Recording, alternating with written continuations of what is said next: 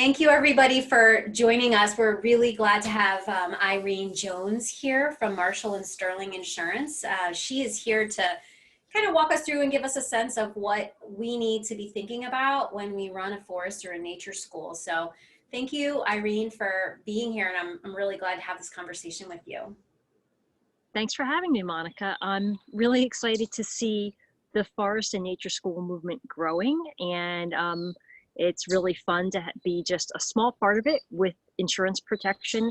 And hopefully today we can make everyone who's watching this in your class feel comfortable with why they need to get insurance, what types of insurance are out there for the different programs, and how you apply and actually obtain a policy. That's great, thank you. So I wanted to talk to you guys first a little bit about why you need insurance, because I know that when you're planning your school and there's so many neat things you're thinking about with your programs and working with children and where you're going to have it, and so many things to be excited about. And a lot of times, you know, the details of the business and something like insurance can seem kind of mundane, but so I want you to think of it in terms of a tool that's going to really empower you. There's a lot of things that can happen in a program. Hopefully they never do, but if a child is injured, it could be really catastrophic. So I'll give you an example. When I was a little girl, my mother taught with was a school teacher, and one of the teachers she worked with had a teenage son who was a quadriplegic because he fell out of a tree. So that's obviously a terrible situation, and he was not in a forest school. It's not like he was being supervised when he was a little boy and he fell out of this tree. But the truth is that falls from trees can cause serious injuries. It's very common in nature schools to have some type of tree climbing. So thinking of that, if you have children in your care, custody, and control, if a child is injured, it's an almost absolute liability if it's a really serious injury or a fatality. So if you were sitting in a courtroom and that type of case was brought in front of you, you know, this school is being sued and little Mary is seriously injured and she's suffering, what would you do? You would turn and you would say, you know, didn't the adults take care of the children? It's an almost absolute liability, and we see large judgments in those cases. So keeping in mind, almost all of these programs have at least a child component, even the mommy and me ones where there's not as much exposure because the children are still in the care, custody, and control of mommy. There's still children there. You're still the experts guiding them out in the woods. And that brings me to the second point, which is that you can't control everything in nature. Even when you do your really smart risk management and loss control and go and look at your sites and scope them out for where the boundaries of play are going to be within the forest setting, and checking them every day and training your teachers, all of the smart things that you do so that the children can be in a free play environment within bounds in nature, you still can't control everything. So a high wind can come and a tree limb can fall and hurt somebody, etc. So accounting for what you can't control, accounting for the big things, that's how insurance is going to protect the program. And it allows, I've been doing this since 2005. So I've seen some pretty bad claims relating to children, and it's always heartbreaking when there's an incident involving children, but when it's a program that is well run and has safety well thought out, and insurance is part of your risk management program, using the insurance to respond to a catastrophe is extremely powerful and helps programs to continue post incident. So it's very important for the longevity, not just of your program, but I think of this growing movement that moving forward as professionals. So then thinking Can I of— jump in with a question? I don't mean to interrupt. You mentioned that you've seen some other, you gave the example of somebody that fell out of a tree. Are there some other examples of some things that are either sort of common or you've seen it more than once happening in an outdoor setting? Things that, I mean, just by sheer frequency, maybe they should be on our radar. I think that that's more of a severe situation. And so those are not frequent, but they're very traumatic and very impactful when they happen. Right. From a frequency standpoint, you just see a lot of trip and fall and hurt like lacerations, broken bones. Those are very frequent. Playing. I think that sometimes what happens when you're dealing with things like there's campfires and there's adults there and children, we're very, very careful about it, and you don't see an incident. I know of one incident where the adults were right there and the child fell into the campfire, and they were able to get cold water on him right away, so he didn't have third-degree burns. It was only second-degree burns, but he had to be rushed to a burn center. But the more common everyday things, the trips and falls, where you're supposed to run, where you're not supposed to run, for us would be things like slippery rocks, those types of things. The other thing that I've seen a lot is or I've seen come up several times in my career, is negligent supervision. Like our rule is that we have a teacher walk in the front of the hiking group and the back of the hiking group. And then when you get back, the teacher had 2 kids behind her in the back of the hiking group, and something happened to one of those children. Well, that should never happen. It should always be. Right. It's supposed to be a sandwich. And then if they're hurt, that's negligent supervision. So those, my message there would be emphasize the basics and think about the very common things. Yeah. And one of the things that insurance does for you is if you are sued, it provides a legal defense, and that's really important because there's so many frivolous lawsuits too. Really, lawsuits kind of fall into a couple of categories. They can be there's an injury and there's a lot of bills, so we're suing because we need to. And there can also be lawsuits that are, disgruntled parents, false allegations of abuse and neglect. All of those things, if you're sued, even if it's not true, you still need to defend it. And that takes time and it takes money. And a liability insurance policy, if it's a covered claim, will provide the legal defense. And then if there's a judgment against you, the court says, you have to pay $800,000 for all of these medical bills, the insurance pays out. So it's asset protection. So if you're thinking about setting up a company or a partnership or an LLC or a sole proprietorship, think about that asset protection for your company and also for you personally. That's what insurance will do. And then the last thing that it does is it really opens doors for you to be able to, for example, sign a lease to use a public park or a nature center in the surrounding grounds. Because if you have insurance,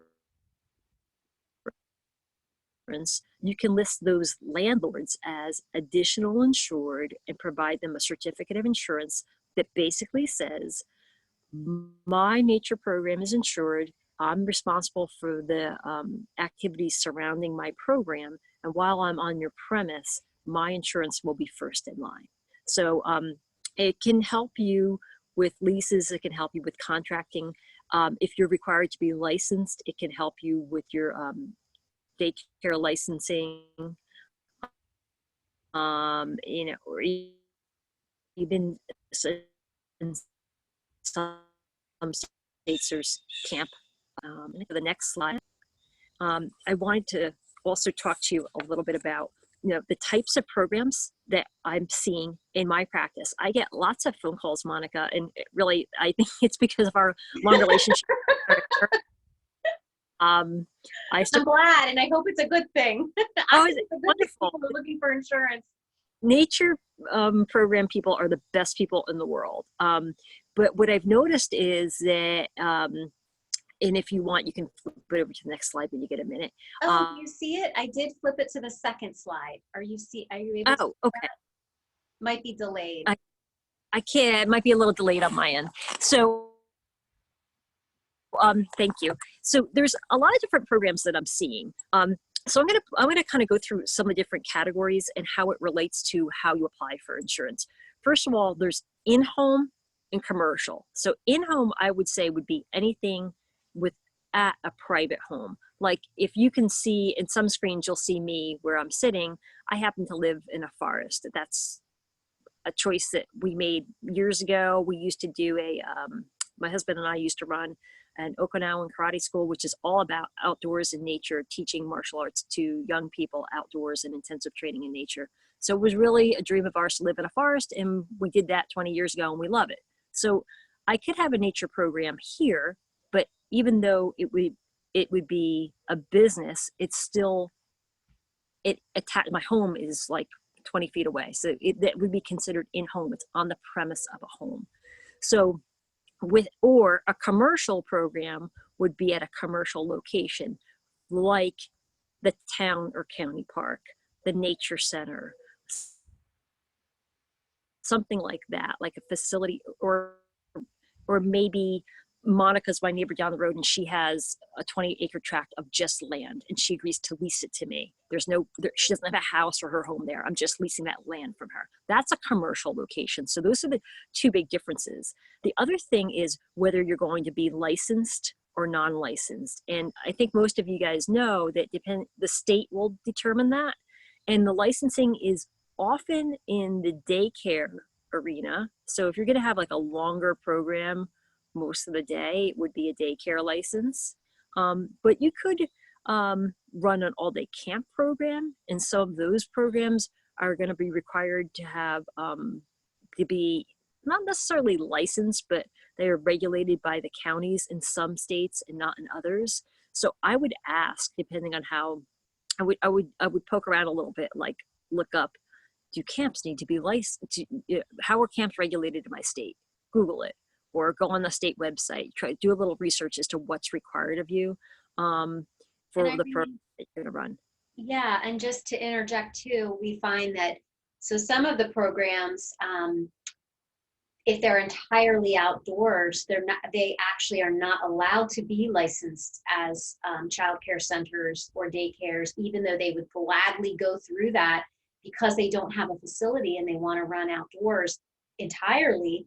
They're not able to, and so then they end up finding they have to really consider their program in a different way. So then it's more of a nature program. Maybe in their state they're allowed to be a camp, and the licensing is maybe not as well, not that camp licensing isn't comprehensive, but it is different. And so sometimes it's, say, the Department of Health, and it's not the Department of Education or the Office of Early Learning. And so people have, sometimes they have to classify themselves as your next item here, which is as an after school program or a club or a year-round camp if they can't be licensed as childcare. So it's something that we're really, some states, Washington State, Colorado, some states are starting already to license outdoor preschools if they can, but it's something that we're really interested in because it does impact the insurance too. It's really challenging. It does. And I think another category is to just have a straight nature-based, almost like a Waldorf school, like K-8. You could also do that. And private school licensing also varies from state to state. So, but if I go back to the first category, if you have an in-home program, from an insurance standpoint, generally you need a different type of insurance than generally what you're going to need is in-home daycare insurance. And so, and typically you'll have that if you have a licensed in-home daycare and then you're going to run a nature program outside. It's something that can be included in your program.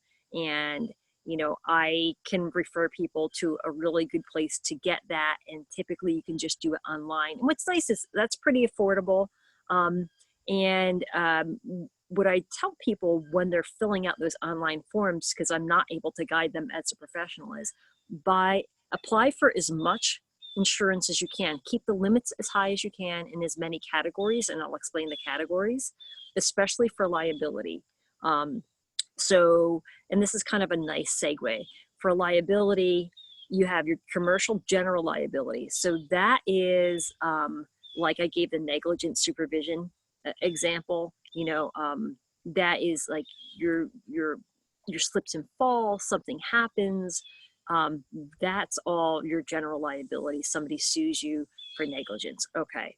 That could bring up lots of claims.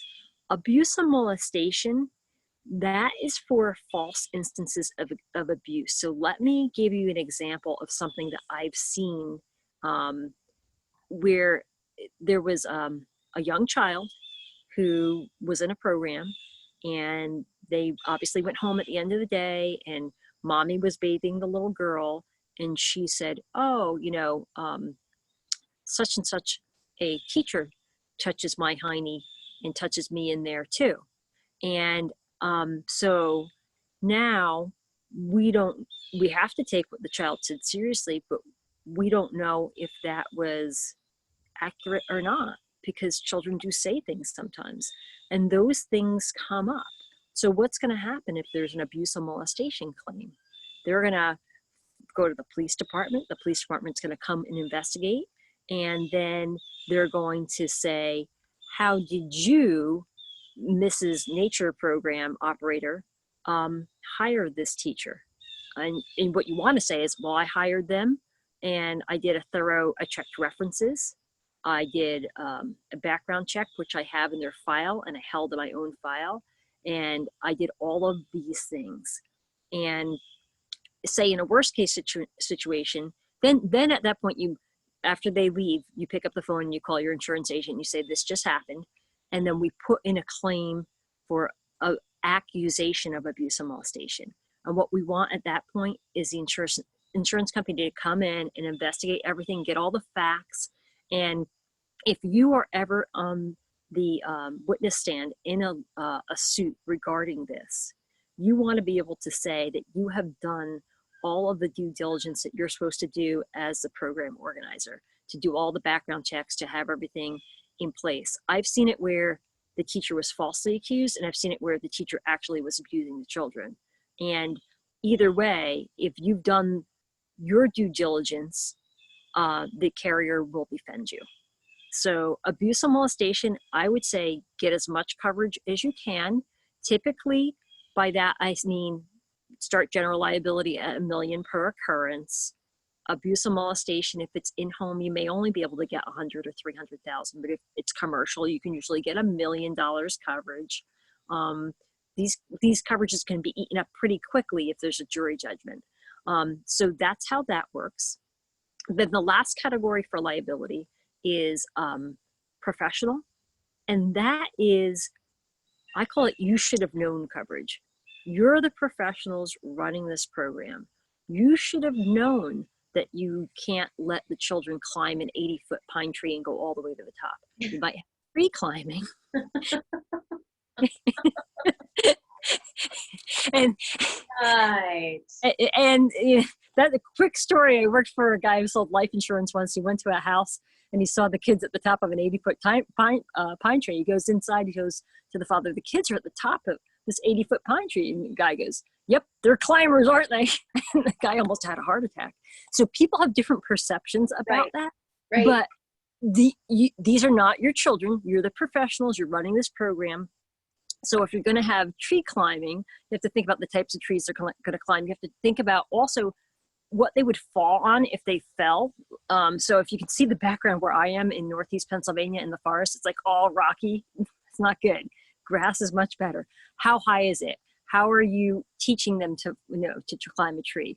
What type of adults are going to be nearby? All of those things would come into it, so. And Irene, this is another one of those things where typical preschools and traditional preschools, even that are licensed, they don't do tree climbing. They have no point of reference to talk about this at all. They probably would allow 0 tree climbing. So if programs are operating and they're not able to be licensed, they're not going to be aware of guidelines about how much mulch should be surrounding it, because it's not play equipment, it's not a playground. So really the guidance there, the guidance there is really important. And I'm glad you brought that up. It is something every program needs to consider. It is. If you think about traditional playgrounds for a minute, most of the injuries that come from being on a traditional playground are from impact to the fall zone. the falling off the equipment, and especially head injuries or strangulation. So you shouldn't have children who are doing any type of climbing have hoodies with strings, because strangulation is a high cause of fatality when they're doing any type of climbing. But also thinking about your fall zone all the time and assessing the situation and how they're supervised. So, and I kind of go back to this reputational thing, is that right now we're on the rise. Everybody's thinking that outdoor education is a good idea. And I think it's really, really important. I'm obviously very passionate about it like you are, but if there is, a few bad incidents, the press will pick up on it. And so we have to think about our reputation as a group of professionals. Right. And, I think that's very important. So I also wanted to talk to you a little bit about something I call put the kid in your car coverage, which is non-owned auto insurance. So people will say to me, why do I need auto insurance? I don't have a business auto. I just have my personal auto, and me and my teachers drive to the site in our personal auto. Well, a few things. One is if lightning comes, a lot of times the car is going to be a really safe place to put the kids in. But also if there's an injury and you're in a rural area, a lot of times you have to put the child in your car and drive them to the hospital. So let's take that a little bit further. Say there's a black cloud following you that day, and on the way to the hospital, you get in an accident. What's going to happen with the insurance? It's my personal car, so my personal car insurance will kick in. Okay, you probably have maybe $100,000, maybe $300,000 liability. Lots of injuries, that could get eaten up pretty quickly. Then if there are a lot of injuries, the lawyers are going to look around and say, who was involved and who can we sue? Well, it was Irene's nature school that was doing the transport. We'll sue them. And that's honestly how it works. So non-owned auto coverage sits on top of your personal liability. And let me just explain this confusing term. Irene Jones owns a car. Irene Jones has Irene Jones's Nature School, a LLC. I'm driving my car. The Nature School LLC doesn't own Irene's car. So it's non-owned coverage. It's in excess and it would be for your staff too. So if Mary Smith is driving the car with the child in it, she's working for you. So therefore it would be covered. So I think that's an important coverage to have. It's not very expensive, but again, trying to cover all the bases. And the purpose here today is to give you some exposure to the insurance so that you feel more comfortable when you get to the point a month or 6 months or even a year or two down the road and you have to make these decisions. You'll have heard these words before. Yeah. Property insurance is for your stuff. And generally, I don't see a big need for this, but you may have a school where you own a commercial building and then you have land around it and you have like an indoor classroom, and you can insure those things. So just so you know that you can insure buildings, you can insure business personal property or your contents. That's not a problem. Child accident coverage is coverage that pays for medical bills regardless of fault. You don't need to have a lawsuit. It used to be really important to have when there was less universal health care. A lot of times, depending on the state, all the children will be insured and there's really low deductibles. So therefore, injuries can go to the health insurance unless there's major negligence and you get sued. But you can purchase something called child accident and medical, which will usually pay like $10,000 or $20,000 for medical bills. It's used for goodwill. So that's a tool that you can use. And then the last thing is workers' compensation. So if you have paid employees, whether you 1099 them and make them contractors or they're actually employees of your company, in most states, if you have an employee, workers' compensation is going to be required. There's some nuances by state, but workers' compensation is an insurance coverage that is compulsory, meaning it's required by the states to protect the worker. It's part of the workers' rights movements. So if you're injured on the job, you don't sue for negligence. You have this this automatic remedy that pays for your medical bills, it pays for your lost time for work. And so what I would say is think about your staffing, and you're going to have to build all of these things into your budget. A lot of times what I will see with new nature centers is that, or nature schools rather, is that you'll have two partners and they're both business owners, and that qualifies the staff to child ratios, to have more than one person, and to keep your staff to child ratios up. But then you don't need workers' comp often because they're not employees or 1099, they're business partners. So there's a little tip for you to think through as you're structuring things and how it would relate to insurance. And so I think that should cover a lot of that detail. And then we can also get into a little bit about how to apply for insurance. Should I go to the next slide? Yeah, that should be the last slide. And so one of the things that by the time you get to the point where you're going to apply for insurance, you want to probably do that at least 60 days out before you're going to open. And you want to have a really good idea of where your location is. And also, remember we talked about like the understanding, is this a commercial location, or is it located on a property with a private residence? What is your business entity? What is your program going to be like? What are your hours? You need to have thought through your safety plan, especially your shelter. So what I've found, and what I do is I really work on the commercial side extensively. I do a lot of nature centers, and then it kind of blossoms into doing nature schools, which is great because it's such a growing movement.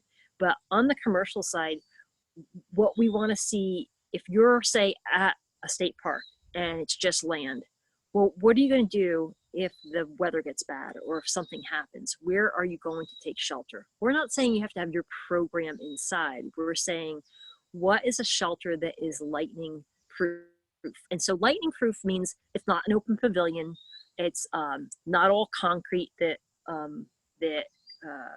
lightning will go through.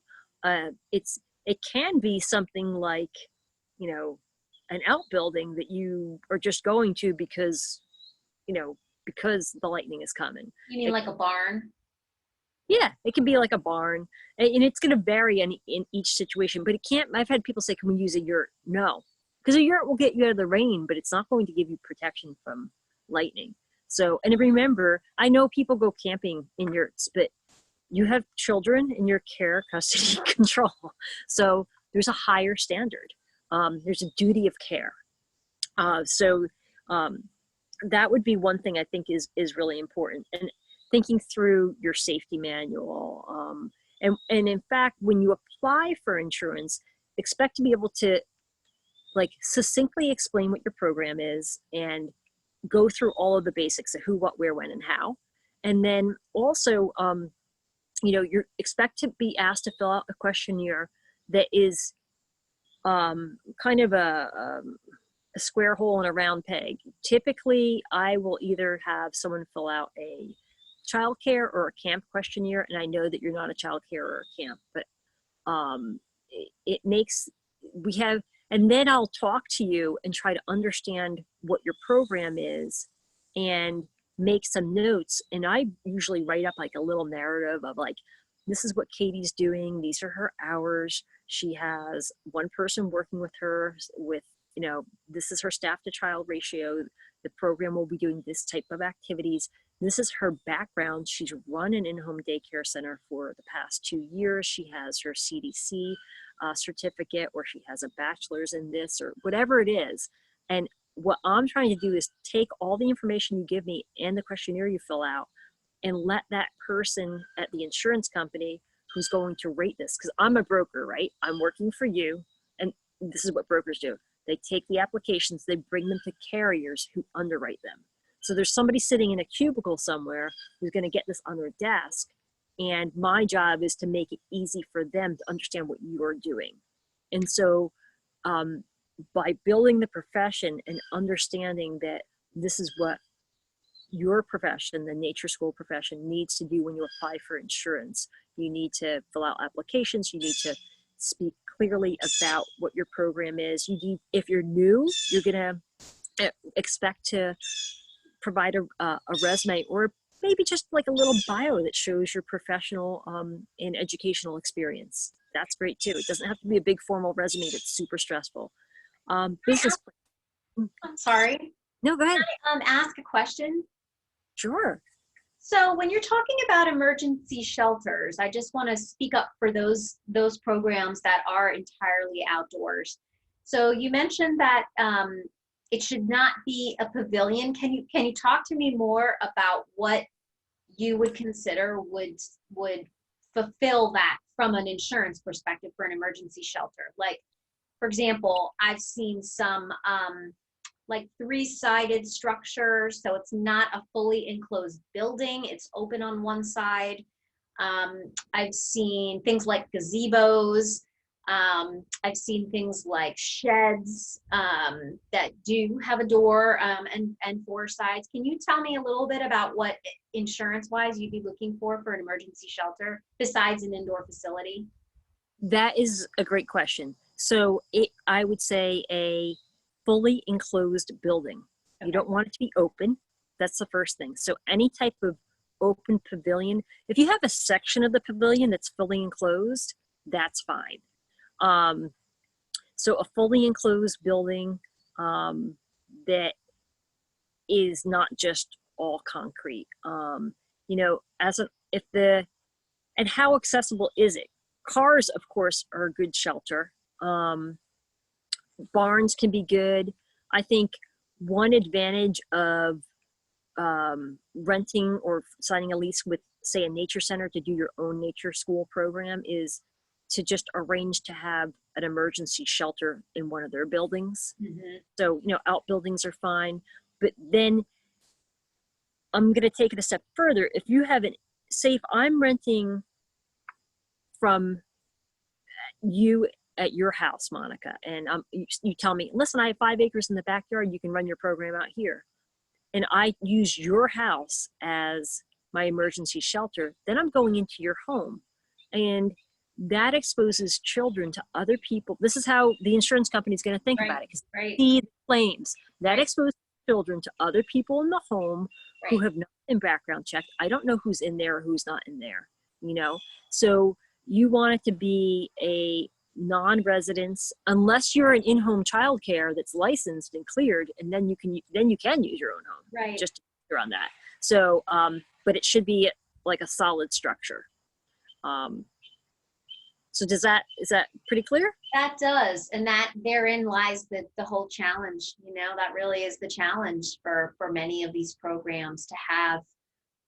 Is they want to operate in the park, and then in that case they cancel class if there's severe weather, but there's always, you can't eliminate the unpredictable nature of weather sometimes. So I mean, you'd like to think it's a foolproof plan, but you can't 100% guarantee that a storm or something's not going to come out of nowhere and pose risk, or hazard.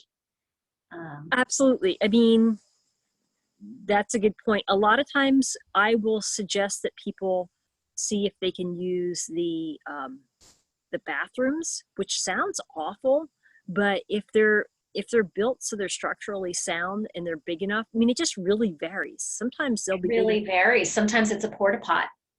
Yes.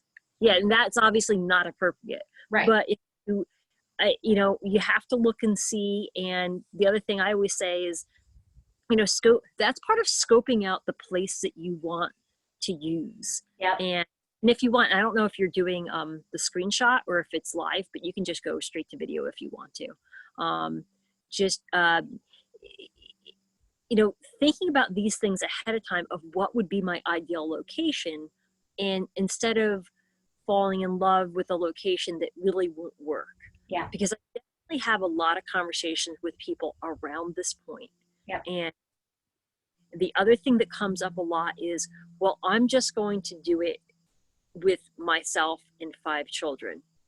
Well, what are you going to do if you're in the woods and you have a heart attack? Right. Nope. What do Never, you know? never, never alone. Nope. Yeah, We would never, ever. That's definitely something that we spend a lot of time talking about, that that's not safe. However, you can be licensed as a childcare, in-home childcare, and you're on your own with up to sometimes 5 kids, and you're licensed that way. And so again, there's that gray area of, boy, don't we need specific guidance for outdoor programs, because sometimes people license they want their program licensed, they get it licensed as an in-home childcare, knowing that they're going to use their outside property. And so again, depending on where they go and how far they go, and the hope is that they've thoroughly been thinking about this. But again, we don't want any teacher alone in any kind of wilderness situation for lots of reasons. Many there, reasons. It's not a good there are a lot of reasons. One of which bears talking about is that you don't want to be one-on-one with children. correct. Because there is another teacher in the room, and you know this well, then you can, Miss Monica was in the room there. I at no point had inappropriate contact. And I know that we're talking about a lot of the things that can go wrong. And that's because when you get the phone call from someone that a baby died in their arms, your perspective changes, and these things happen. And false allegations of abuse happen, and abuse happens. All of these different things happen. So you have to be careful about that. So what I tell people is, if you're thinking about your program, there's different ways to approach it to have staff to child ratios. I mean, you could have a volunteer, maybe there's somebody who can get a discount on tuition and make a commitment to be there as a co-teacher, and you train them and background check them. And that allows you to start your program and grow it. But you shouldn't be one-on-one, and you should have shelter. Those are the first primary things that you need to take into account as you're building things. Yeah, I think that's important. And then once you go through this process of applying for insurance, if you do the in-home, a lot of times you can do it online, and it's pretty instantaneous. But if it's commercial, it takes a couple of weeks for it to get rated and underwritten and to provide a quote. And then usually, what I always do is I provide it in writing and explain it to people. And that's the time that you can, by this point, you should be exposed to it the third time if you're watching this, because once here, once on application, and now you're reviewing what's been customized for your program. And then ask questions. I'm doing this in my program, how does this cover me? And then if it meets your approval, you sign paperwork, and then you make a payment, and that executes the contract. And then you will get an insurance policy. And if you need certificates to meet obligations, like you're leasing space from a park or a nature center and they want a certificate of insurance, that can be provided at that time. And that's how it works. And then, I hope that kind of makes it feel accessible and like a part of your plan. Making a business plan, getting insurance, all of these things, they don't have to be complicated, but you do have to hit the marks. Right. As far as providing the risk management and a safety plan, what kinds of things do you look for in a plan like that? What kinds of things are you hoping to see? Well, first of all, I want there to be training for the teachers and also clear communication to the parents and family, because you can't just go from being a regular childcare teacher to doing this. And there also has to be a sense of, this is how we do it here. And I have trained my staff, and it's documented that they're trained, so that there's a procedure. So the things that we're looking for are, first of all, appropriate dress, because we're going to be outside in all different, how you're communicating about the weather and whether or not you're going to have program, defining what activities are there, and then what safety measures are built around them.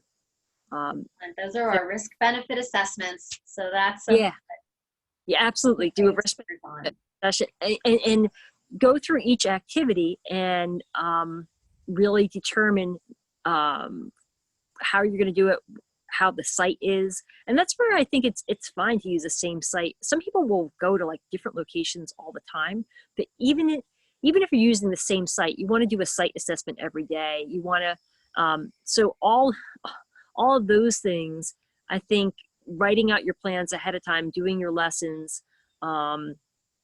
and you know, the other thing is that I'll see a lot of, and Monica, we've talked about this, is people kind of starting a trial run to see if it's going to be popular. That's really kind of small.